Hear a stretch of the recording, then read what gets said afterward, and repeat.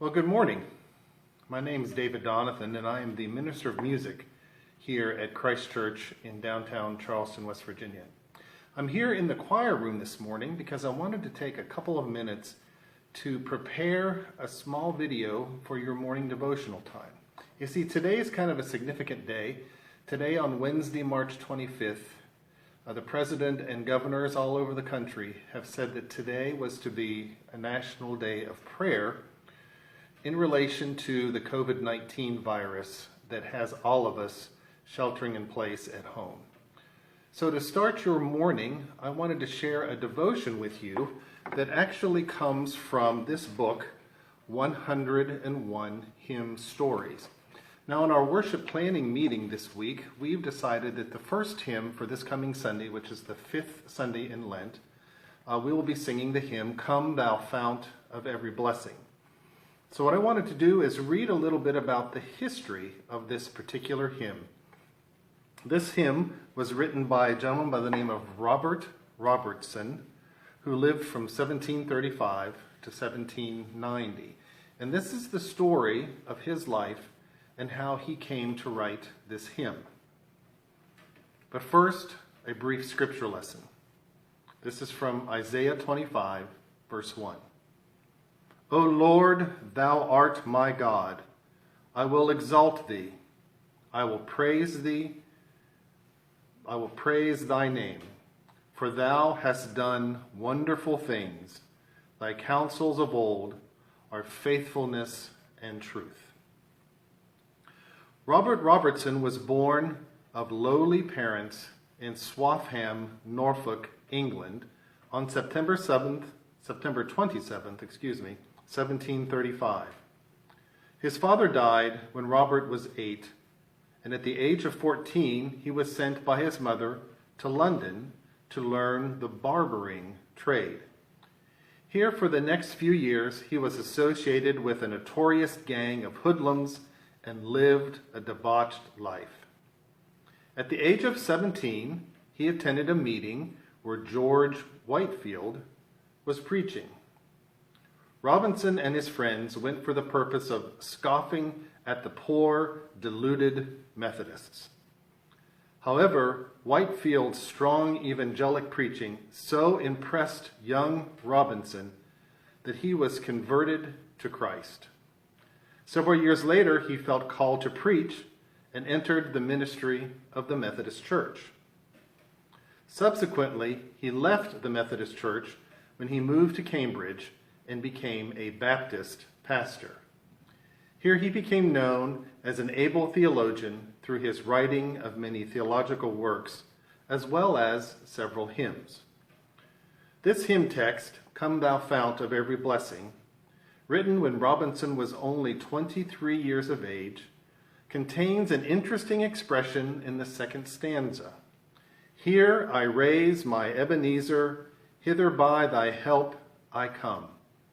This language is taken from 1 Samuel chapter 7, verse 12, where the Ebenezer is a symbol of God's faithfulness. An expression in the third verse, prone to wander, Lord, I feel it, prone to leave the God I love, seems to have been prophetic of Robinson's later years, as once again his life became characterized by lapses into sin, unstableness, and an involvement with the doctrines of Unitarianism. The story is told that Robinson was one day riding a stagecoach when he noticed a woman deeply engrossed with a hymn book. During an ensuing conversation, the lady turned to Robinson and asked what he thought of the hymn she was humming. Robinson burst into tears and said, "Madam, I am the poor, unhappy man who wrote that hymn many years ago, and I would give 1,000 worlds, if I had them, to enjoy the feelings I had then." The tune name, Nettleton, was named for Reverend Nettleton, a noted American evangelist of the early 18th century. Its composer, John Wythe, was born in Cambridge, Massachusetts on March 31st, 1770, and was a printer and a lay musician. So that's a little bit about the history of our opening hymn this Sunday.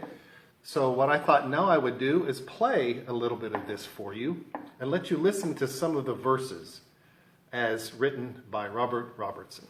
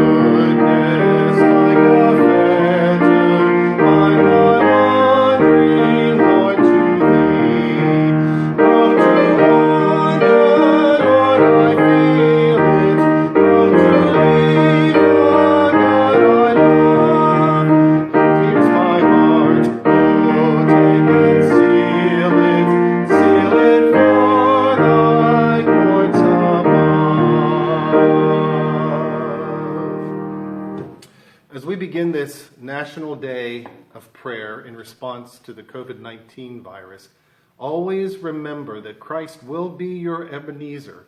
He will be faithful to you, to your family, to your friends, and to all of us. Have a blessed day.